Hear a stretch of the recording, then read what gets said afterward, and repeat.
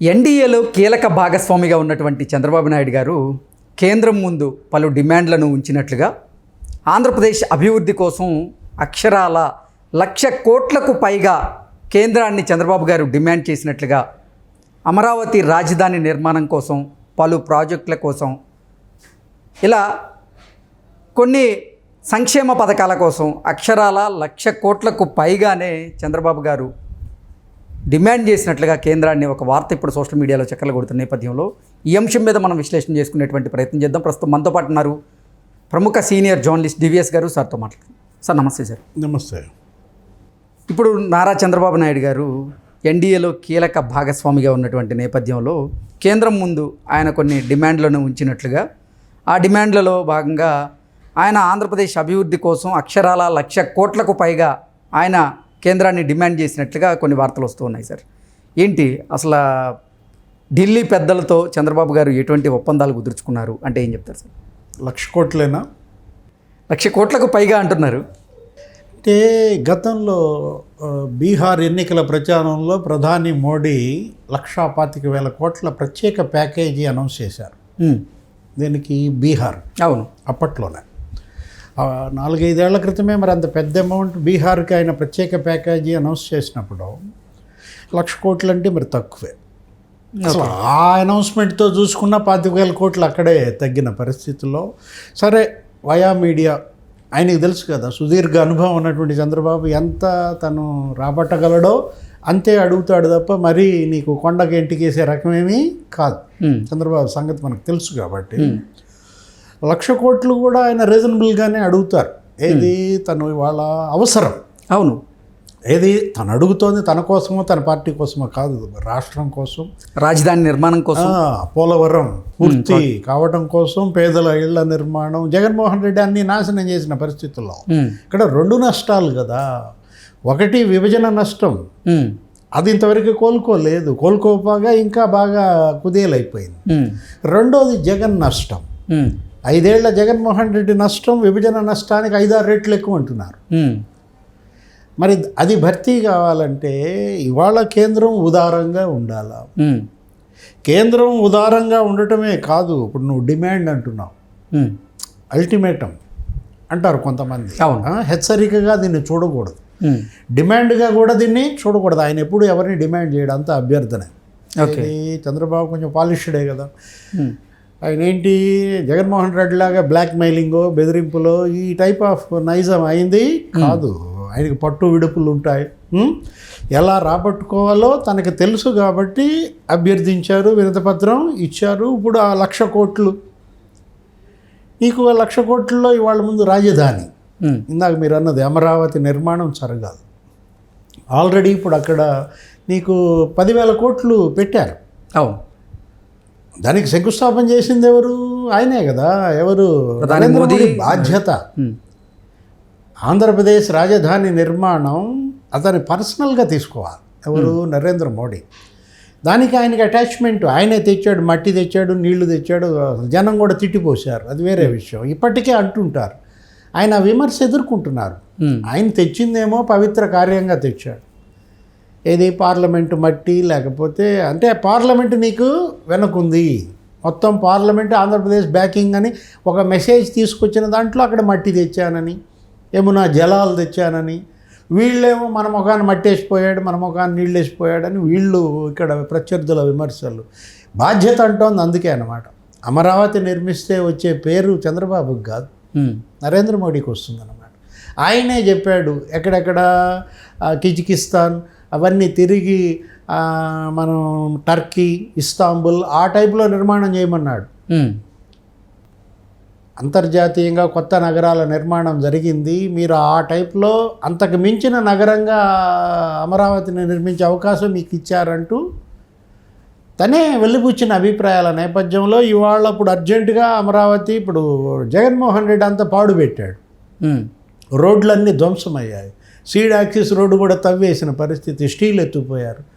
నీకు ఇవాళ ముందు ఆ 10,000 కోట్లు ఖర్చు పెట్టింది నీకు వర్కౌట్ చేయాలి. దానికి కొంత మరమ్మతులు అవసరం. ఇది మన ఐఏఎస్ క్వార్టర్సు, ఐపీఎస్ల క్వార్టర్సు, మంత్రుల క్వార్టర్సు కట్టిన వాటన్నిటికీ మరమ్మతులు అర్జెంటుగా చేయాలన్నమాట. నెక్స్ట్ కొత్త నిర్మాణాలు, పునాదులన్నీ కూడా నీళ్లలో మునిగాయి కదా, సెక్రటేరియట్, నెక్స్ట్ అసెంబ్లీ, వాటికి పెట్టుబడులు అది తరువాత అంశం. కేంద్రం సహకారం లేకుండా ఇవాళ ఆంధ్రప్రదేశ్ మనుగడ సాధ్యం కాని పరిస్థితుల్లో 5,000 కోట్లు అమరావతికి అడిగారు తక్షణ సహాయంగా. కేంద్రం ఎంత ఇచ్చింది? గతంలో 1,500 కోట్లు ఇచ్చింది. ఇప్పుడు వెరీ నెక్స్ట్ వితిన్ 1 or 2 monthsలో ఇంకో 1,500 కోట్లు ఇవ్వమని, మరో 3,500 కోట్లు క్రమదశల్లో విడుదల చేయమని 5,000 కోట్లు అమరావతి కోరినట్టు. పోలవరం డయాఫ్రమ్ వాల్ దెబ్బతింది. జగన్మోహన్ రెడ్డి చేసిన చండాలం వల్ల నీకు అక్కడ 15 అడుగుల నుంచి 30 అడుగుల గుంతలు పడ్డాయి, అగాధాలు పడ్డాయి. ఎక్కడ? నీకు ఆ స్పిల్వే దగ్గర. అవి పూడ్చాలంటే బ్రహ్మ ప్రయత్నం చేయాలి. ముందు డయాఫ్రమ్ వాల్ కొత్తది కట్టాలా, లేకపోతే నిన్న అంతర్జాతీయ నిపుణులు వచ్చి చెప్పారు అది నీళ్ళల్లో ఉండేదే కాబట్టి అది మంచి కట్టుబడితోనే ఉంది, వర్కౌట్ అవుతుంది, మీరు వెళ్ళిపోవచ్చు, గో ఎహెడ్ అన్న దీంట్లో అర్జెంటుగా 1,500 కోట్లు దానికి అడిగినట్టు. అంటే నష్టం నీకు అక్కడే నీకు 2,000 కోట్ల నష్టం జరిగింది. ఏది? గైడ్ బండ్ కుంగిపోయింది, అదో 100 కోట్లు. ఇది దీన్ని కట్టడానికే 450 కోట్లు అయింది, దీని మరమ్మతులకు 450 కోట్లు అయింది. ఇప్పుడు కొత్తది కట్టాలంటే 900 కోట్లు డయాఫ్రమ్ వాల్. అవును, అంటే 1,800 కోట్లు అక్కడే. అందుకే అర్జెంటుగా మీరు పోలవరానికి కూడా ఒక 2,000 కోట్లు ఇవ్వమన్నట్టు. నాబార్డేటు ఇస్తుంది, లోన్స్ ఏ ఉన్నాయి, అవి కొంచెం స్పీడ్గా రిలీజ్ అయ్యేటట్టుగా. ఇంకా పోటీ, కట్టుబడిలో పోటీకి దిగుతున్నాడు. ఇంకా మళ్ళీ పాత సినిమా రిపీట్ అవుతుంది. నీకేంటి? పోలవరం ఇక కోలాహలమే. ఏది? ఇక వందలాది టిప్పర్లు, లారీలు, నీకు ఇంకా మామూలు తిరణాలే అన్నమాట. నువ్వు కూడా పోయి చూడొచ్చు. ఏది? అసలు ఆయనే తీసుకెళ్ళి చూపిస్తుంటాడు టూరిస్ట్ బస్సులు కూడా. అఫ్కోర్స్ జగన్ తిడితే తిట్టచ్చు. ఏమని? అబ్బో అసలు 50 కోట్లు దండగ చేశాడు ఈ టూరిస్ట్ బస్సులకి. అంటే ఒక స్ఫూర్తి కోసం తీసుకెళ్ళేవాడు. బస్సులు పెట్టి రైతులు వీళ్ళందరూ అక్కడికి వెళ్ళి చూడటం వల్ల నేను ఇంత కట్టుబడి చేస్తున్నాను, వస్తోంది అనే ఒక భరోసా భవిష్యత్తు పైన.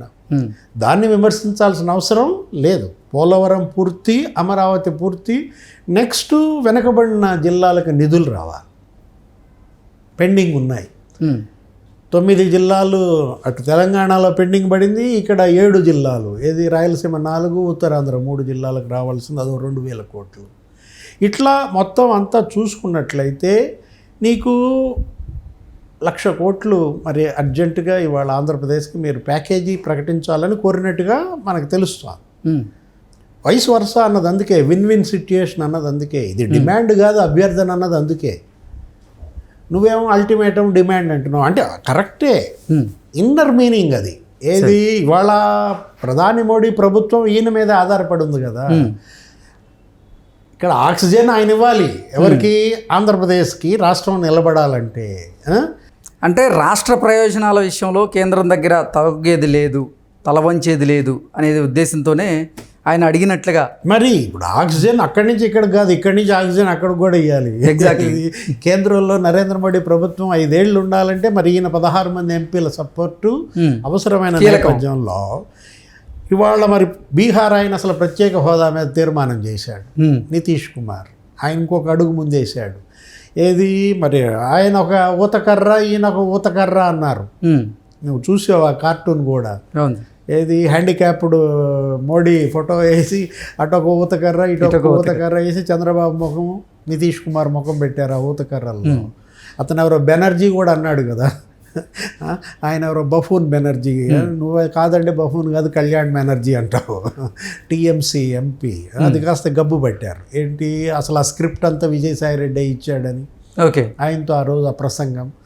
మరి బీహార్ ప్రత్యేక హోదా డిమాండ్ చేసిన నేపథ్యంలో మరి ఇక్కడ కూడా మరి భావోద్వేగాలు రెచ్చగొట్టే ప్రయత్నం జరుగుతోంది. ఇన్నాళ్ళు మెదలన్నాయి నోరు మూసుకుని ఉన్నాళ్ళు కూడా మరి జగన్మోహన్ రెడ్డి వైసీపీ ఎంపీలు కూడా అడుగుతున్నారు. మీరు కూడా అడగండి ప్రత్యేక హోదా. షర్మిల అసలు ఆల్రెడీ ఎప్పటి నుంచో డిమాండ్. మా రాహుల్ గాంధీ కనుక ప్రైమ్ మినిస్టర్ అయితే ముందు సంతకమే దాని మీద పెడతాడు, దీని మీద ప్రత్యేక హోదా మీద.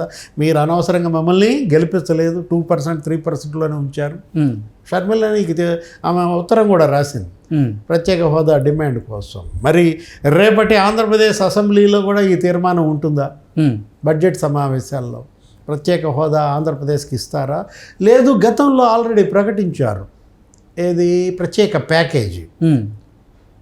ప్రత్యేక హోదా అనేది ఆర్థిక సంఘం ఏదో ఇవ్వట్లేదు, దానికి ఏదో అడ్డం పడిన నేపథ్యంలో 15వ ఆర్థిక సంఘం ఏ రాష్ట్రానికి హోదా ఇవ్వద్దన్న వార్తలు ఇచ్చిన దీంట్లో నీకు ప్రత్యేక ప్యాకేజీ ప్రకటించారు కదా. ఆ ప్రత్యేక ప్యాకేజీ అన్నా మరి ఇవ్వాలి కదా ఇప్పుడు దీనికి. అదే ఈ 1,00,000 కోట్ల ప్యాకేజీ అంటావా? చూడాలి. ఏది ఈ నెల రోజుల్లో మనకి క్లారిటీ వచ్చే అవకాశం ఉంది.